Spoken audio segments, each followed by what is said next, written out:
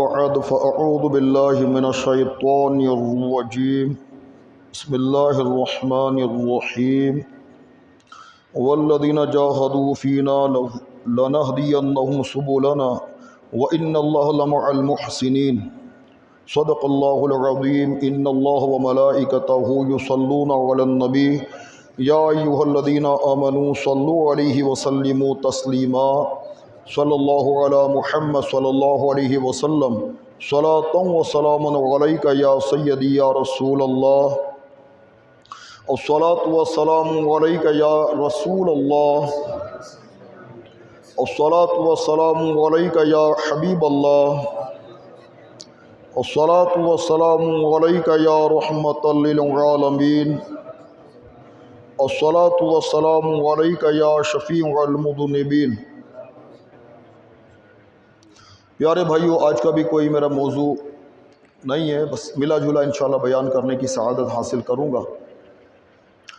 رسول اکرم صلی اللہ علیہ وسلم کا فرمان عالی شان ہے، جو شخص یہ چاہے کہ قیامت کے روز اللہ تبارک و تعالیٰ کی بارگاہ میں پیش ہوتے وقت اللہ تبارک و تعالیٰ اس سے خوش ہو اور راضی ہو، تو اس کو چاہیے کہ وہ رسول اکرم صلی اللہ علیہ وسلم کی ذات پر کثرت کے ساتھ درود پاک پڑھا کرے۔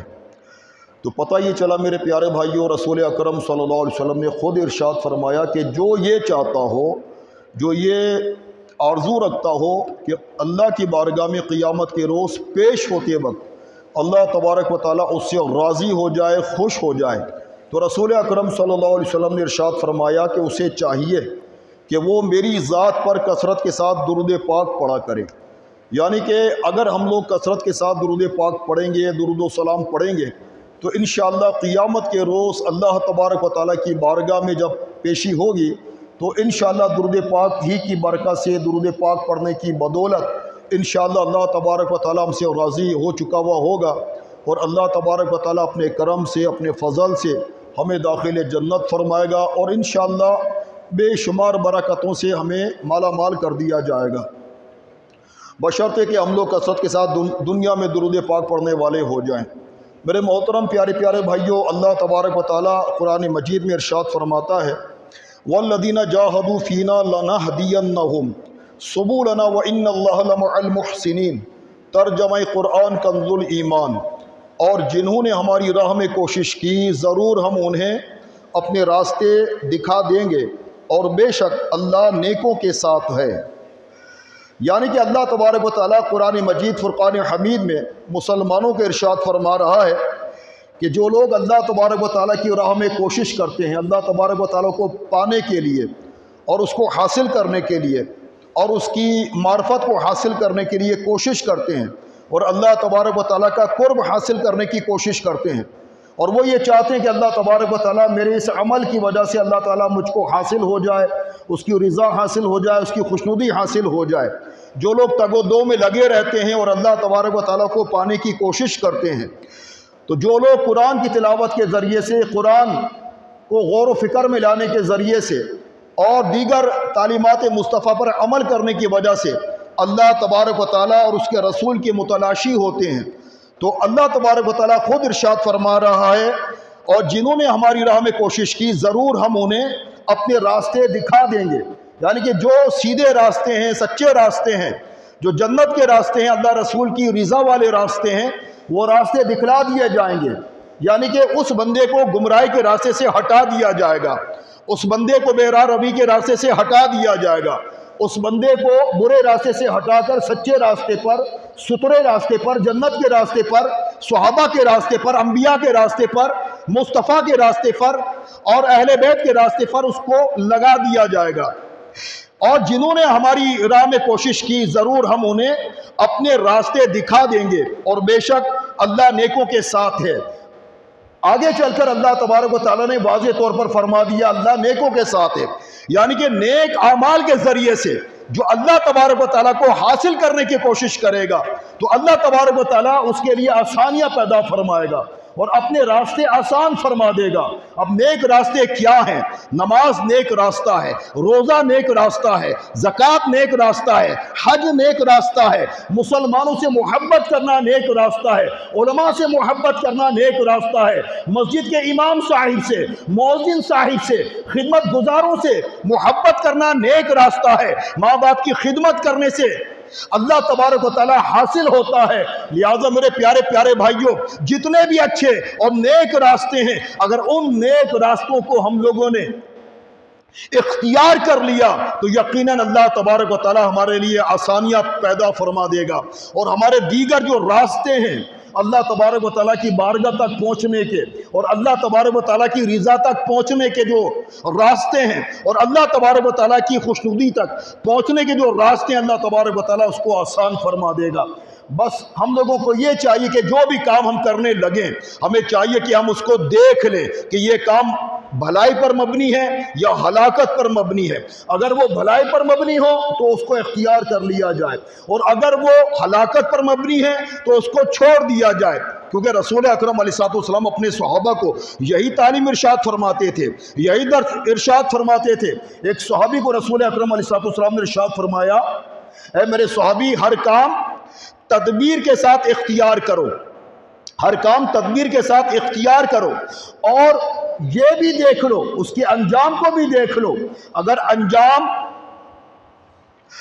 بھلائی پر مبنی ہے، خیر پر مبنی ہے تو اس کام کو کر ڈالو، اور اگر خدا نہ خواستہ وہ کام ہلاکت پر مبنی ہے اور گمراہی پر مبنی ہے تو اس کام سے بچو، اس کام سے بچو۔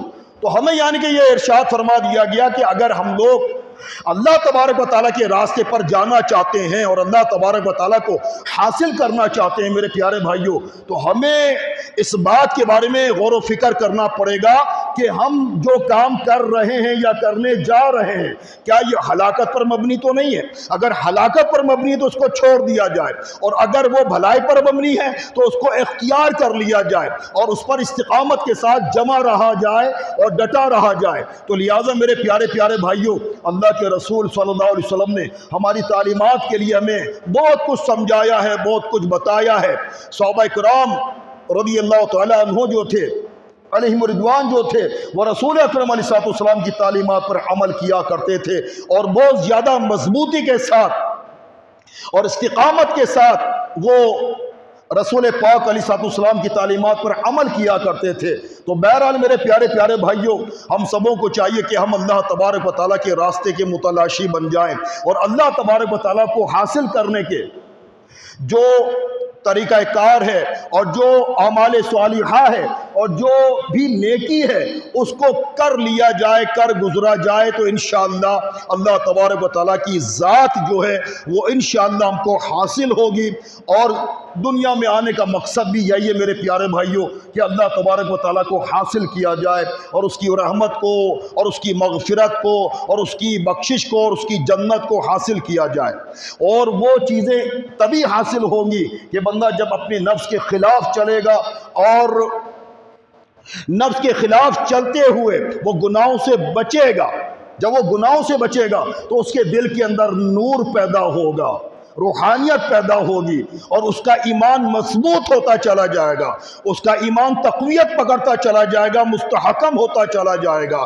تو لہٰذا میرے محترم پیارے پیارے بھائیوں، ہمیں رسول اکرم علیہ السلام نے نیکی کرنے کا حکم ارشاد فرمایا ہے اور بدی سے بچنے کا حکم ارشاد فرمایا ہے۔ ایک مقام پر رسول اکرم علیہ السلام نے ارشاد فرمایا کہ بے شک نیکی جو ہے، نیکی کے سبب دل میں نور پیدا ہوتا ہے، نیکی کے سبب دل میں نور پیدا ہوتا ہے، اور چہرے پر رونق پیدا ہوتی ہے، اور عمل میں قوت پیدا ہوتی ہے۔ اور گناہوں کے سبب دل سیاہ ہوتا ہے، عمل میں سستی ہوتی ہے، اور چہرہ بے رونق ہو جاتا ہے۔ دیکھا آپ نے؟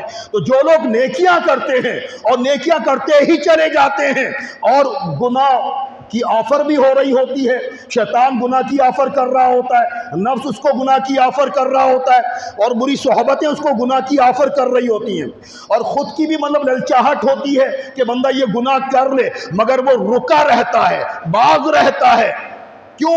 اس لیے کہ اللہ تبارک و تعالیٰ نے منع فرمایا ہے اور اس کے رسول نے منع فرمایا ہے۔ تو چنانچہ جب بندہ نیکی کرتا ہے تو اللہ تبارک و تعالیٰ اس نیکی کے بدلے میں اس کے دل میں نور پیدا فرماتا ہے، روحانیت پیدا فرماتا ہے، اور اگر خدا نخواستہ وہ گناہ کرتا ہے تو دل اس کا سیاہ ہو جاتا ہے اور عمل میں سستی ہو جاتی ہے۔ آپ نے دیکھا نا کہ جب ہم لوگ گناہ کرتے ہیں، نافرمانیاں کرتے ہیں، تو پھر مزہ نہیں آتا نمازیں پڑھنے کا، اور وہ تو نماز کی توفیق ملتی نہیں ہے، اگر مل بھی جائے تو نماز پڑھنے کا مزہ نہیں آتا، تلاوت قرآن میں دل نہیں لگتا، اچھے کام میں دل نہیں لگتا، کیونکہ ہم لوگ جب گناہ کرتے ہیں تو ہمارا دل جو ہے نا وہ دل نہیں لگتا کہ اللہ رسول کی یاد کی جائے۔ گناہ کرنے کی وجہ سے اس قدر نحوست طاری ہو جاتی ہے بندے کے اوپر کہ وہ نیکی کرتے ہوئے یعنی کہ اس کا دل نہیں لگتا۔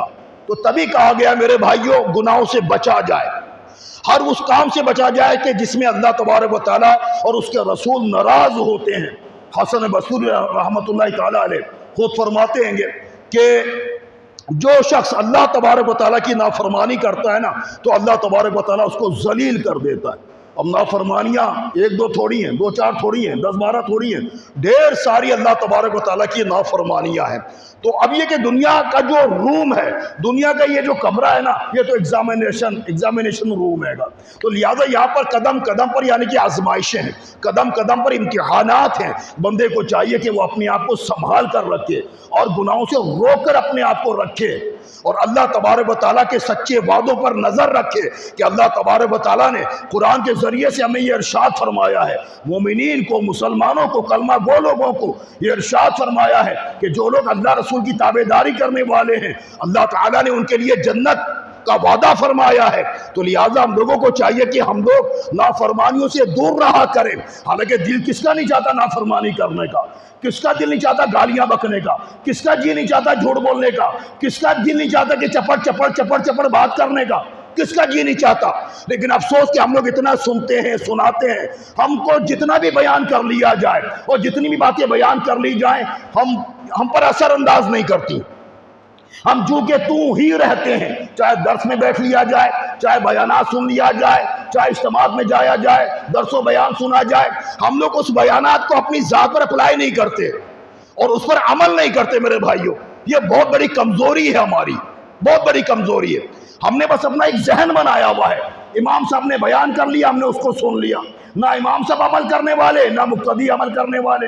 حالانکہ دونوں کو چاہیے کہ وہ عمل کریں، اگر وہ آخرت میں کامیاب ہونا چاہتے ہیں تو دونوں کو چاہیے کہ وہ عمل کریں، عمل کریں گے تو انشاءاللہ کامیابی ملے گی، ورنہ پھر اللہ تبارک و تعالیٰ تو ناراض ہو جائے گا۔ تو لہٰذا میرے محترم پیارے پیارے بھائیوں ضرورت اس بات کی ہے کہ ہم لوگ گناہوں سے بچ کر رہا کریں۔ یقین کریں میرے بھائیوں ہم لوگ اس قدر گناہ گار ہیں کہ خلوت کا انتظار کرتے ہیں، ہم رات کی تاریکی کا انتظار کرتے ہیں کہ جلدی سے رات آئے تو ہماری خواہشات پوری ہوں، ہماری نفسانی خواہشات پائے تکمیل تک پہنچے۔ ہم لوگ راتوں کا انتظار کرتے ہیں، خلوتوں کا انتظار کرتے ہیں، تنہائی کا انتظار کر رہے ہوتے ہیں گے۔ اور حضرت سیدنا سلیمان رحمت اللہ تعالیٰ علیہ فرماتے ہیں کہ جو رات کو چھپ کر گناہ کرتا ہے، خلوت میں گناہ کرتا ہے، لیکن دن کے وقت ذلت اس کے چہرے پر چھائی ہوتی ہے، یعنی کہ اس کا چہرہ دکھلا رہا ہوتا ہے، اس گناہ کو دکھلا رہا ہوتا ہے کہ رات میں اس بندے نے چھپ کر یہ گناہ کیا ہے، رات میں اس بندے نے چھپ کر یہ گناہ کیا ہے، خلوت میں یہ گناہ کیا ہے، تنہائی میں، تاریکی میں، اکیلے میں اس نے یہ گناہ کیا ہے۔ لوگوں کے سامنے بڑا ہیرو بنتا ہے، لوگوں کے سامنے بڑا اللہ والا بنتا ہے، بڑا نمازی و پرہیزگار بنتا ہے، مگر اس کو کھنگالا جائے، دیکھا جائے، اس کے باطن کو دیکھا جائے تو پتہ چل جائے کہ یہ کتنے پانی میں ہے۔ اللہ اکبر، ایسے ایسے لوگ ہیں میرے پیارے بھائیوں، اللہ تعالیٰ ہم لوگوں پر رحم کرے اور ان پر بھی رحم کرے جو لوگ رات کا انتظار کرتے ہیں گناہ کرنے کے لیے، اور جب تک کہ وہ گناہ کر نہیں لیں، جب تک کہ وہ شراب پی نہ لیں، جب تک کہ وہ زنا کر نہ لیں، جب تک وہ بد نگاہی کر نہ لیں، ان کے نفس کی پیاس بجھتی نہیں ہے۔ استغفر اللہ۔ تو لہذا میرے بھائیوں سنو، حدیث پاک میں آتا ہے رسول اکرم علیہ السلام نے ارشاد فرمایا کہ جو بندہ ایک گناہ کرتا ہے، فقط ایک گناہ کرتا ہے، تو اس کے دل پر ایک سیاہ نقطہ لگا دیا جاتا ہے، اگر وہ توبہ کر لے تو وہ سیاہ نقطہ مٹا دیا جاتا ہے، مٹا دیا جاتا ہے۔ اور اگر وہ توبہ نہیں کرتا اور گناہ پر گناہ کر رہا ہوتا ہے، گناہ پر گناہ کر رہا ہوتا ہے، گالیاں بک رہا ہوتا ہے، جھوٹ بول رہا ہوتا ہے، زنا شراب کے مزے لوٹ رہا ہوتا ہے، زبان درازی کر رہا ہوتا ہے، مسلمانوں کے خلاف پروپیگنڈا کر رہا ہوتا ہے، میرے بھائیو یہ گناہ پر گناہ ہے، دلیری ہے۔ اور اس طریقے سے کرنے سے دل سیاہ ہوتا چلا جاتا ہے، ہوتا چلا جاتا ہے۔ یعنی کہ آپ نے ایک گناہ کیا تھا تو ایک نقطہ سیاہی کا دل پر لگا دیا گیا تھا، آپ نے توبہ کر لی تھی تو وہ نقطہ مٹا دیا گیا تھا۔ اگر آپ نے توبہ نہیں کی اور مزید گناہ کرتے رہے تو دل آپ کا سیاہ آلود ہو جائے گا، زنگ آلود ہو جائے گا۔ جبھی تو میرے بھائیو ہمارے دلوں پر کوئی بات اثر انداز نہیں کرتی، ہمیں لاکھ سمجھاؤ، لاکھ ڈانٹو، لاکھ اصلاح کرو، ہمیں کچھ اثر نہیں ہوتا، ہمیں کوئی پرواہ نہیں ہوتی، ہمیں کوئی پرواہ نہیں ہوتی۔ ہم نے کرنا وہی ہوتا ہے جو کرتے چلے آ رہے ہیں۔ کوئی مائی کا لال ہمیں اس برے کام سے نہیں روک سکتا، نہیں روک سکتا۔ ہم بڑے ہیں یا وہ بڑا ہے، یعنی کہ ہمارا مائنڈ ایسا بنا ہوا ہے گا۔ اللہ اکبر۔ میرے بھائیو قرآن اور سنت وہ ہم پر حاوی ہے، ہم اس پر حاوی نہیں ہیں۔ جو قرآن اور سنت کا علم ہے، جو قرآن اور سنت کی تعلیمات ہے، اس کے مطابق چلنا چاہیے۔ ورنہ یاد رکھو میرے بھائیو، اگر آپ گناہ کرتے رہو گے، میں گناہ کرتا رہوں گا، تو ہمارے دلوں پر سیاہی، بلیک رنگ کا جو سیاہ نقطہ ہوتا ہے وہ لگتا چلا جائے گا، لگتا چلا جائے گا، یہاں تک کہ ہمارا سارا دل جو ہے وہ سیاہی آلود ہو جائے گا، سیاہ آلود ہو جائے گا، زنگ آلود ہو جائے گا۔ پھر اس کی صفائی ستھرائی کیسے ہوگی میرے بھائیو؟ ہم لوگ تو صفائی ستھرائی سے دور بھاگتے ہیں گے۔ اللہ کا ذکر کرنا، مصطفیٰ کا ذکر کرنا، ذکر اہل بیت کرنا، ذکر رسول، ذکر صحابہ کرنا، اس سے دلوں کی صفائی ستھرائی ہوتی ہے۔ ہم تو اس ایسے اجتماعات سے دور بھاگتے ہیں گے، ہمارا دل ہی نہیں لگتا ایسے اجتماعات کے اندر، دل ہی نہیں لگتا۔ بعض لوگ تو اس لیے اجتماع میں آتے ہیں کہ اس کے الفاظ کو پکڑا جائے، اس کی باتوں کو پکڑا جائے، اس کے جملوں کو پکڑا جائے، اور پھر بعد میں یعنی کہ اس سے پھر لڑائی کی جائے۔ اور بعض لوگ اپنی اصلاح کے لیے آتے ہیں، تو یارو جو اپنی اصلاح کے لیے آتا ہے تو اس کی اصلاح انشاءاللہ ہو جائے گی، اور جو باتوں کو پکڑنے کے لیے آتا ہے تو اس کی اصلاح کیسے ہوگی؟ وہ اپنے آپ کو خود یعنی کہ ترم خان بنا ہوا ہے، خود ہی اپنے آپ کو بڑا بنا ہوا ہے، امام سے بڑا بنا ہوا ہے، عالم سے بڑا بنا ہوا ہے، مبلغ سے بڑا بنا ہوا ہے، تو کہاں سے اس کی اصلاح ہوگی؟ یارو اپنے آپ کو چھوٹا سمجھو، عاجزی اختیار کرو، تواضع اختیار کرو۔ اللہ تبارک و تعالیٰ تواضع اختیار کرنے والوں کو عطا فرماتا ہے، عاجزی انکساری اختیار کرنے والوں کو عطا فرماتا ہے۔ جو اللہ کے لیے تواضع اختیار کرے گا، اللہ تبارک و تعالیٰ اس کو بلندی عطا فرمائے گا۔ میرے بھائیو ہماری عمر اس قدر ہو چکی ہے، ہم لوگ آج تک بلندیوں پر نہیں پہنچے۔ وجہ اس کی یہی ہے کہ ہم لوگوں نے صرف بیانات کو سنا ہے، عمل نہیں کیا، عمل نہیں کیا۔ کاش ہم لوگ باعمل مسلمان ہو جائیں۔ کب ہم لوگ باعمل مسلمان ہوں گے؟ یارو رسول اکرم علیہ السلام کی بارگاہ میں عرض کی گئی، بلکہ سرکار نے خود ارشاد فرمایا، جس طریقے سے لوہے کو زنگ لگ جاتا ہے پانی لگ جانے کی وجہ سے، اسی طرح دلوں کو بھی زنگ لگ جاتا ہے نافرمانیاں کرنے کی وجہ سے، گناہ کرنے کی وجہ سے۔ عرض کی گئی یا رسول اللہ اس کی صفائی ستھرائی کیسے ہوگی؟ تو رسول اللہ نے ارشاد فرمایا کہ تلاوت قرآن کرنے سے، کثرت کے ساتھ تلاوت قرآن کرنے سے، اور موت کا ذکر کرنے سے، موت کی یاد کرنے سے۔ اب تلاوت قرآن بھی ہم سے نہیں ہوتی، قرآن ہمارے گھروں میں رکھا ہوا، میں مطلب کئی دفعہ میں آپ سے عرض کر چکا ہوں، ہمارے گھروں میں قرآن رکھا ہوا ہے لیکن ہم لوگ تلاوت نہیں کرتے۔ اور جو نابینا ہے، جو اندھا ہے، وہ اللہ کی بارگاہ میں دعا کر رہا ہوتا ہے، اللہ پاک مجھ کو آنکھیں عطا کر دے تو میں تلاوت قرآن کروں گا۔ اور جو بینا ہے، اکھیار ہے، وہ تلاوت قرآن نہیں کرتا۔ عجیب حالت ہے، جس کی سماعت صحیح نہیں ہے۔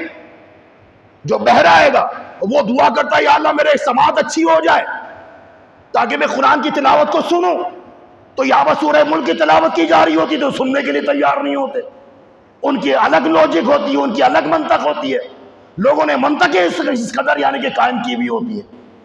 اللہ کا کلام پڑھا جا رہا تو سننے میں کیا ہے اس کے؟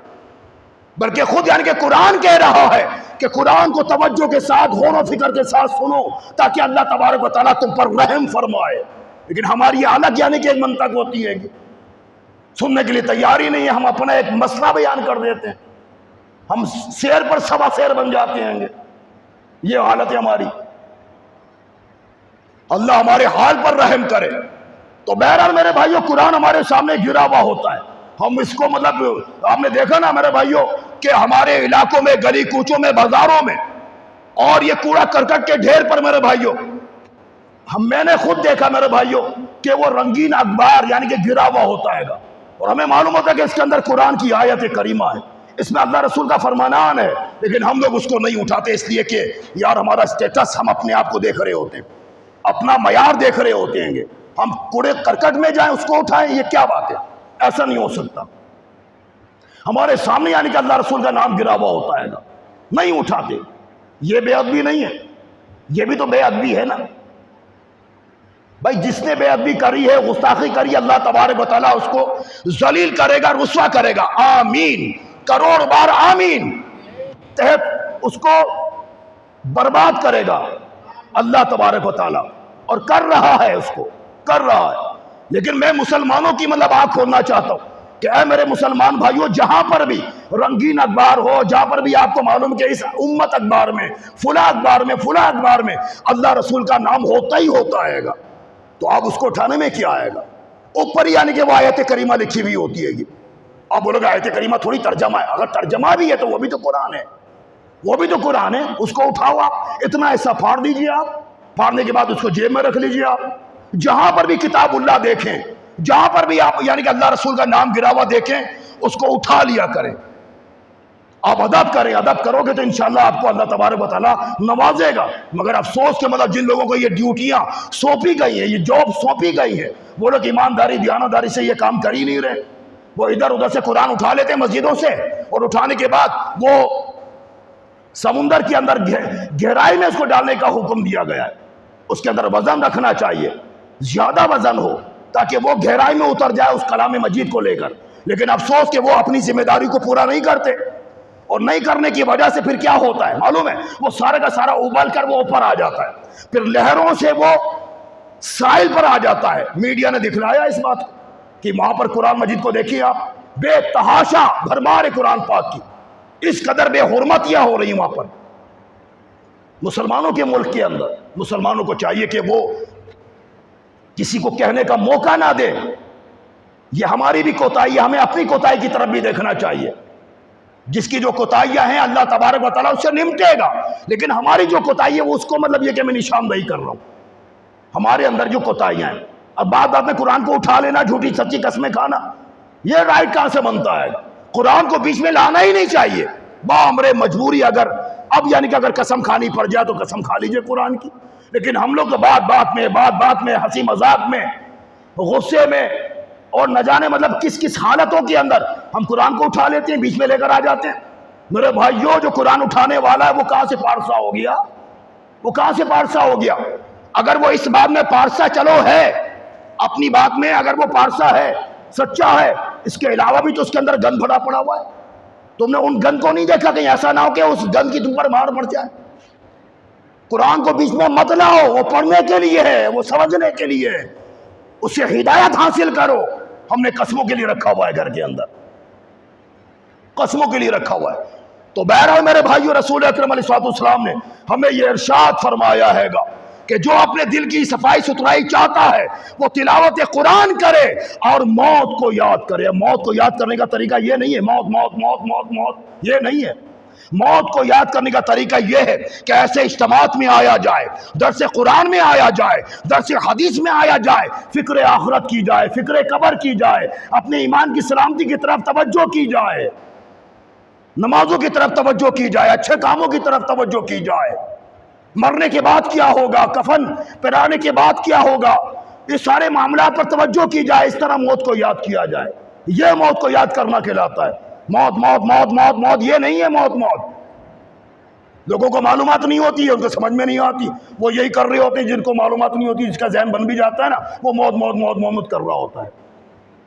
تو بہرحال میرے بھائیو, اللہ تبارک و تعالیٰ ہمارے حال زار پر رحم فرمائے اور ہم لوگوں کو دنیا کی غفلتوں سے باہر نکالے. دنیا کی چاہتوں سے، دنیا کی رنگ رلیوں سے اور دنیا کی عریانیوں فحاشیوں سے باہر نکالے، اور ہم سبوں کو آخرت کی تیاری کرنے کی اللہ ہمیں توفیق عطا فرمائے۔ ہنسی مذاق کو چھوڑ دو، غل غپارہ کو چھوڑ دو، اور تمام دھینگا مستی کو چھوڑ دو، تمام فضولیات کو چھوڑ دو، ہر برے کام کو چھوڑ دو، اللہ کی یاد کرو جو کام آئے گا، اللہ کی یاد کرو۔ رسول اکرم علیہ السلام ایک راستے سے گزر فرما رہے تھے، کچھ لوگ بیٹھے ہوئے تھے ہنسی مذاق کر رہے تھے، آپ کی طرح میری طرح ہنسی مذاق کر رہے تھے، غل غپارہ کر رہے تھے۔ رسول اکرم علیہ السلام نے ان کی آنکھ کھولنے کے لیے ارشاد فرمایا، اپنی مجلسوں کے اندر لذتوں کو توڑ دینے والی، لذتوں کو ختم کر دینے والی، لذتوں کو مٹا دینے والی کا بھی ذکر کر لیا کرو۔ رسول پاک کی بارگاہ میں عرض کی گئی، یا رسول اللہ وہ کیا ہے؟ تو سرکار نے ارشاد فرمایا، وہ موت ہے۔ موت کا ذکر کیوں نہیں کرتے ہم لوگ؟ کیوں تمہارے پیچھے میں پڑا ہوں؟ کیوں تم میرے پیچھے پڑے ہوئے ہو؟ کیا میں تمہارے باپ کا کھاتا ہوں یا تم میرے باپ کے کھاتے ہو؟ میرے بھائیوں، ہمیں اللہ کھلا رہا ہے۔ میرے بھائیوں، ایک دوسرے کے پیچھے مت پڑو، اللہ رسول کی یاد کرو۔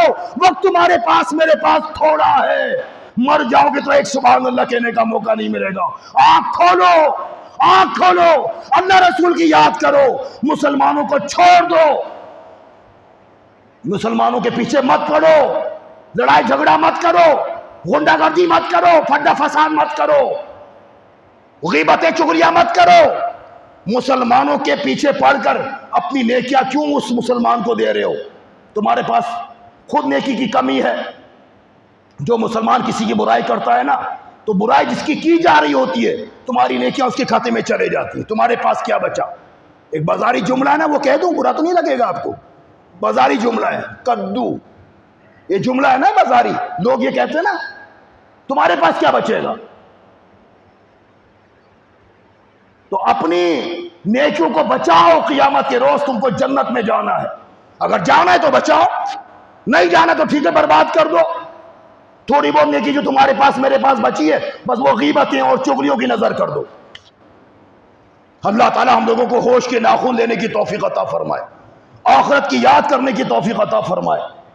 میرے پیارے پیارے بھائیوں، اللہ تعالی ہم لوگوں کو گناہ کے دلدل سے باہر نکالے اور عقل عطا فرمائے، شعور عطا فرمائے۔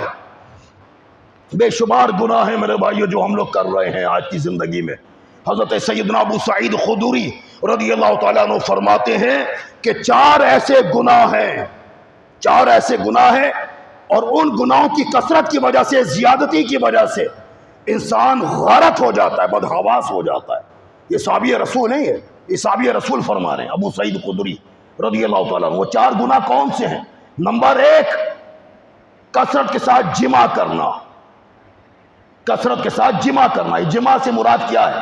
یعنی جو شادی شدہ لوگ ہوتے ہیں وہ کثرت کے ساتھ اپنی اہلیہ کے پاس جاتے ملاقات کرتے ہیں۔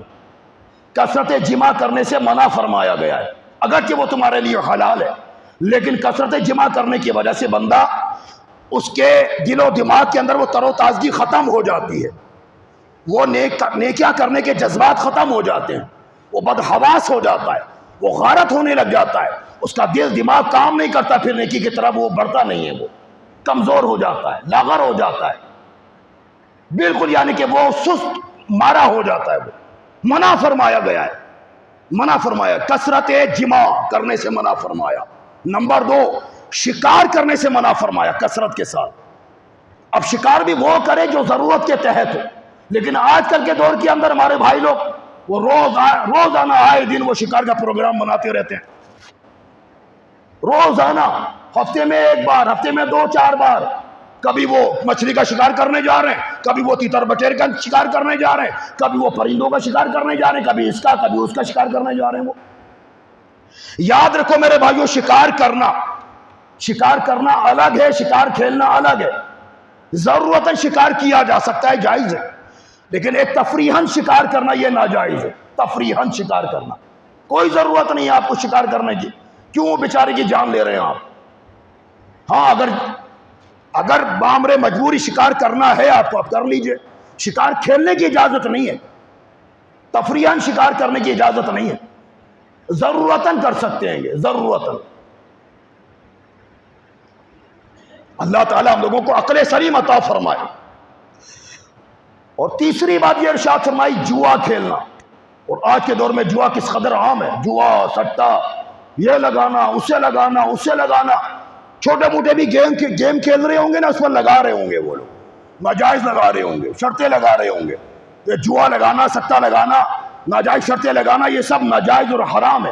اگر آپ جیت بھی گئے، وہ جوا کا پیسہ آپ کے پاس آ گیا یا جوا کی کولڈ ڈرنک آپ کے پاس آ گئی، ناجائز شرط جو آپ نے لگائی تھی جیت گئے، وہ جو آپ کے پاس کھانے پینے کا سامان آ گیا یا رکھنے کا سامان آ گیا، بعض لوگ یعنی کہ وہ فریج رکھ لیتے ہیں گے، ٹیلی ویژن رکھ لیتے ہیں گے، موبائل دے دیا جاتا ہے ناجائز شرطوں کے اندر جیتنے والے کو، جوئے کے اندر سٹے کے اندر دے دیا جاتا ہے، یہ سب کا رکھنا حرام ہے گا، یہ سب کا رکھنا ناجائز ہے گا، نہیں رکھ سکتے آپ۔ اور چوتھی بات یہ ارشاد فرمائی گناہ، اب گناہ یعنی کہ آپ جانتے ہو کہ کون سا عمل گناہ ہے، جو بھی عمل گناہ ہے اس کو چھوڑ دینے کا حکم ہے گا۔ اگر آپ نے وہ گناہ کیا، کثرت جمع کیا، شکار کیا، جوا کھیلا یا گناہ کیا، کیسا بھی گناہ کیا، تو پھر کیا ہوگا، ہم غارت ہو جائیں گے۔ ابو سعید خدری فرما رہے ہیں، میں نہیں کہہ رہا، ابو سعید خدری فرما رہے کہ وہ بندہ غارت ہو جائے گا، بدحواس ہو جائے گا، اس کے اندر صلاحیتیں ختم ہو جائیں گی، اس کی دماغی جو پاور ہے وہ ختم ہو جائے گی، اس کے اندر کی جو سوچنے سمجھنے کی جو صلاحیتیں ہیں وہ ختم ہو جائیں گی۔ ان باتوں کا خیال رکھیں آپ اور میں، ہر بندے کو چاہیے۔ بہت ساری باتیں اس کے اندر مجھ کو کرنی، لیکن میں نے نہیں کری۔ اللہ تعالی ہمارے حال زر پر رحم فرمائے اور آخرت کی تیاری کرنے کا ہم لوگوں کو اللہ پاک جذبہ عطا فرمائے، جذبہ عطا فرمائے۔ تو لہٰذا میرے محترم پیارے پیارے بھائیوں،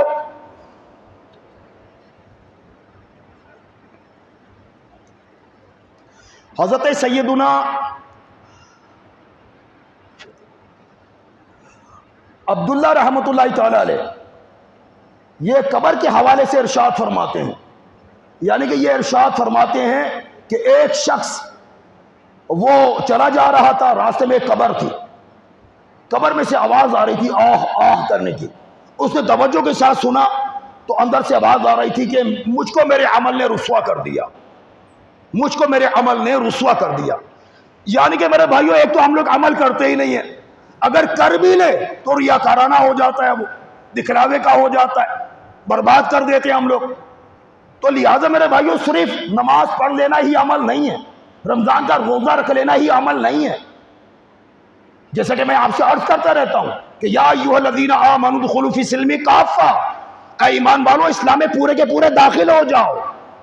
2-3 نیک عمل سے کام نہیں چلے گا، 3-4 نیک عمل سے کام نہیں چلے گا، مکمل طور پر آپ کو اسلام کے دائرے میں آنا ہے، مکمل طور پہ آپ کو اور مجھ کو اسلام کے دائرے میں آنا ہے۔ جو بھی گناہ کے کام ہے اس کو روکنے کی کوشش کریں اور اس سے پرہیز کرنے کی کوشش کریں، پرہیز کریں آپ۔ اللہ تبارک و تعالیٰ آپ کو انشاءاللہ توفیق عطا فرمائے گا، آپ کی مدد فرمائے گا۔ یہی تو امتحان ہے، یہی تو امتحان ہے کہ آپ کے سامنے وہ گناہ یعنی کہ خود آفر کر رہا ہے کہ مجھ کو کرو، میرے اندر بڑا ٹیسٹ ہے، بڑا مزہ ہے، بڑی لذت ہے۔ یہی تو مطلب یہ کہ امتحان ہے، ایگزامینیشن ہے کہ آپ نے وہ گناہ کرنا نہیں ہے، وہ کرنا نہیں ہے، اور نہ کر کے وہ گناہ اللہ کو راضی کرنا ہے گا۔ کیونکہ حضرت سیدنا وہب بن منبہ رحمۃ اللہ تعالی علیہ فرماتے ہیں کہ اللہ تبارک و تعالیٰ نے بنی اسرائیل کو جو بھی فرمایا تھا اس میں سے یہ بھی بات تھی کہ اے لوگوں، جو میری فرما برداری کرتا ہے اور اطاعت گزاری کرتا ہے میں اسے راضی ہوتا ہوں، اور جب راضی ہوتا ہوں تو رحمت نازل کرتا ہوں، برکت نازل کرتا ہوں، اور میری برکت کی کوئی انتہا نہیں ہوتی۔ اور اے لوگوں سنو، جب لوگ میری نافرمانی کرتے ہیں تو میں ناراض ہوتا ہوں، اور جب ناراض ہوتا ہوں تو لعنت کرتا ہوں، اور میری لعنت 7 پشتوں تک جاتی ہے، 7 پشتوں تک جاتی ہے۔ دیکھا میرے بھائیوں، اللہ تعالیٰ ہم لوگوں کو آخرت کی فکر کرنے کی توفیق عطا فرمائے۔ جو نیکی آپ کر سکتے ہو کر لو یارو، کر لو، اپنے کانوں کو بند کر لو، اپنی زبانوں کو بند کر لو، بند کر لو، بند کر لو، اور کوئی بھی مطلب ایسی ویسی بات ہو میرے منہ سے نکل جائے یا آپ کے منہ سے نکل جائے تو مجھے چاہیے میں آپ کے پاس آؤں، نہ کہ دوسرے کو بتاؤں۔ آپ میرے پاس آئیں اور مسئلہ کو حل کریں، اور میں آپ کے پاس جاؤں اور مسئلے کو حل کروں۔ اس کو بولنے سے اس کو بولنے سے تماشا نہ بنانا چاہیے، بات کو تماشا نہیں بنانا چاہیے، کسی کو ذلیل کرنا، رسوا کر دینا۔ تم نے تو کہہ دیا منہ سے، اور وہ جس کو تم نے کہا ہے وہ 2-4 کو نہیں، 8-10 کو نہیں، 15-20 کو نہیں، کتنے لوگوں کو بتلا رہا ہے وہ؟ یہ سوچا آپ نے؟ استغفر اللہ۔ اور تمہاری کتنی بڑی پکڑ ہوگی، تم نے سوچا؟ اور یاد رکھو، جس نے علماء اکرام کو ٹارگیٹ بنایا، مسجد کے امام کو ٹارگیٹ بنایا، یاد رکھو گویا کہ اس نے اسلام کو نقصان پہنچایا۔ یہ شریعت کا مسئلہ ہے، یاد رکھنا، کسی بھی مفتی سے جا کر پوچھ لو، اس نے اسلام کو نقصان پہنچایا۔ اللہ تعالی ہمارے حال پر رحم فرمائے۔ تبھی تو میں آپ سے عرض کر رہا ہوں، جلدی جلدی نیکیاں کر لو میرے بھائیو، اب تم بیمار ہونے والے ہو، اب تم بیمار ہونے والے ہو، دوسری مصیبت کھڑی ہونے والی ہے۔ خدا نہ کرے فالج کا اٹیک ہونے والا ہے، خدا نہ کرے تم پر یا مجھ پر کوئی بڑی بیماری مسلط ہونے والی ہے۔ جب بندہ مرنے والا ہوتا ہے نا، بیماریاں ختم نہیں ہوتی، بھلے سے تم دوا کر لو، یہ کر لو، جب مرنے والا ہوتا ہے تو بیماریاں بڑھتی چلی جاتی ہیں، پریشانیاں بڑھتی چلی جاتی ہیں، یہاں تک کہ 1.5 سال جتنی اللہ نے لکھی بھی ہوتی ہے اتنا گزارتا ہے وہ، پھر وہ دنیا سے چلا جاتا ہے۔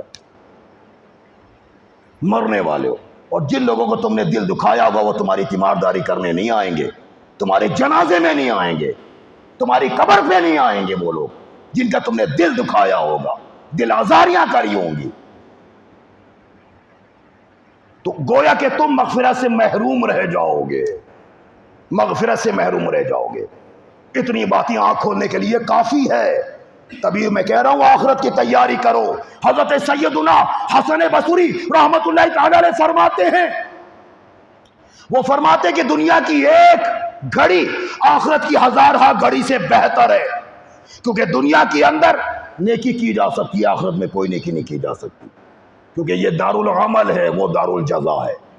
عمر فاروق رضی اللہ تعالیٰ عنہ فرماتے تھے، وہ فرماتے تھے کہ اے لوگوں، آج عمل کر لو، حساب کا دن نہیں ہے، آج عمل کر لو، آج عمل کا دن ہے، حساب کا نہیں، اور کل حساب کا دن ہوگا، عمل کا نہیں۔ تو جو عمل کر لو گے تو انشاءاللہ تم کو اس کا فیض ملے گا، فائدہ ملے گا۔ عمر فاروق کو دیکھا آپ نے؟ عمر فاروق رضی اللہ تعالیٰ عنہ روزانہ وہ اپنے پاؤں پر درے مارتے تھے، اپنے پاؤں پر پیروں پر درے مارتے اور اپنا احتساب کرتے، محاسبہ کرتے، اپنے آپ سے پوچھا کرتے تھے، اے عمر بتا تو نے آج کیا کیا ہے؟ کسی کا دل تو نہیں دکھایا، کسی کا دل تو نہیں تڑپایا، دل آزاری تو نہیں کری، حق تلفی تو نہیں کری، کسی کا مذاق تو نہیں اڑایا، تو نے غلط فیصلہ تو نہیں دیا؟ وہ اپنا احتساب کرتے تھے۔ میرے بھائیو ذرا سوچو، غور کرو، اللہ تعالی ہمارے حال پر رحم فرمائے، کرم فرمائے۔ ہماری زندگی کی شام ڈھلتی جا رہی ہے، تو لہٰذا اللہ تبارک و تعالیٰ قرآن مجید میں فرما رہا ہے وَالَّذِينَ جَاهَدُوا فِينَا لَنَهْدِيَنَّهُمْ سُبُلَنَا وَإِنَّ اللَّهَ لَمَعَ الْمُحْسِنِينَ۔ ترجمہ قرآن کنز الایمان، اور جنہوں نے ہماری راہ میں کوشش کی ضرور ہم انہیں اپنے راستے دکھا دیں گے، اور بے شک اللہ نیکوں کے ساتھ ہے، جو نیک ہوں گے اللہ اس کا ساتھ دے گا، جو نیک ہوں گے، جو پرہیزگار ہوں گے، جو صبر کرنے والے ہوں گے، جو اپنی زبان کو روکے ہوئے ہوں گے، جو لوگوں سے شکایتیں کرنے سے اپنی زبان کو روکے ہوئے ہوں گے، جو صبر کرنے والے ہوں گے، اللہ ان کا ساتھ دے گا۔ اور آگے چل کر اللہ تبارک و تعالیٰ نے یہ بھی ارشاد فرمایا ہے أَلَمْ يَعْنِ لِلَّذِينَ آمَنُوا أَن تَخْشَعَ قُلُوبُهُمْ لِذِكْرِ اللَّهِ۔ ترجمہ قرآن کنز الایمان، کیا ایمان والوں کو ابھی وہ وقت نہیں آیا کہ ان کے دل جھک جائیں اللہ کی یاد کے لیے؟ بتائیے اب اللہ تبارک و تعالیٰ قرآن میں ارشاد فرما رہا ہے کن لوگوں کو؟ جو لوگ توبہ نہیں کرتے اور گناہوں کی بھرمار کرتے ہیں اور نافرمانیوں پر نافرمانیاں کرتے چلے جا رہے ہیں، ان کو کہا جا رہا ہے کیا ایمان والوں کو ابھی وہ وقت نہیں آیا کہ ان کے دل جھک جائیں اللہ کی یاد کے لیے؟ جب یہ آیت کریمہ حضرت سیدنا فضیل بن عیاض رحمت اللہ تعالی علیہ نے جب یہ سنی، تو فضیل بن عیاض رحمت اللہ تعالی علیہ اپنے دور کے ڈاکو تھے، جب یہ آیت کریمہ آپ نے سنی فوری طور پر اپنا سر جھکا دیا اور اللہ کی بارگاہ میں عرض کرنے لگے یا اللہ ہاں وہ وقت آ گیا، وہ دن آ گیا، میں آج سے توبہ کرتا ہوں۔ انہوں نے توبہ کری، تائب ہوئے اور علم دین سیکھنے میں لگ گئے، اللہ کی یاد میں لگ گئے اور اللہ تبارک و تعالیٰ نے آپ کی توبہ قبول فرمائی اور آپ کو مقام اور مرتبہ عطا فرمایا اور بہت بڑا ولی اللہ بنایا۔ دیکھا آپ نے، جو لوگ توبہ کرتے ہیں، تائب ہو جاتے ہیں، خاموش رہتے ہیں، اچھے کام کرتے ہیں، مسلمانوں کے سامنے مسکراتے رہتے ہیں۔ یاروں مسلمانوں سے محبت کرو، اگر تم نے نفرت کری اور تم نے عداوتیں کری تو پھر کیا ہوگا؟ لوگ تم سے کٹیں گے، تم سے پیار نہیں کریں گے، محبت نہیں کریں گے، تم مر جاؤ گے تو تمہارے پیچھے ہاتھ اٹھانے والے، دعائیں مغفرت کرنے والے نہیں ہوں گے۔ ہر مسلمان سے محبت کرو، ہاں اگر تمہارا دل نہیں ملتا اسے سلام رکھو اور سلام کرو، بس السلام علیکم وعلیکم السلام، زیادہ نہیں گھسو اس کے اندر، زیادہ گھسو گے تو تمہاری عزت ختم ہو جائے گی، تمہاری عزت ختم ہو جائے گی۔ یاد رکھو، ہر ہاتھ ملانے والا دوست نہیں ہوتا، یہ تو ہم نے دیکھ لیا، سمجھا؟ علی المرتضیٰ کا فرمان ہے یہ، تو لہٰذا بس سلام کرو، السلام علیکم وعلیکم السلام، چلے جاؤ اپنے راستے پر، اس کے راستے پر جانے دو، نہ تم اس کو نقصان پہنچاؤ نہ وہ تم کو نقصان پہنچائے، جو جس کو نقصان پہنچائے گا پھر اللہ اس کو نقصان پہنچائے گا۔ وما علینا الا البلاغ المبین۔ ذکر اللہ و اجتماعی دعا۔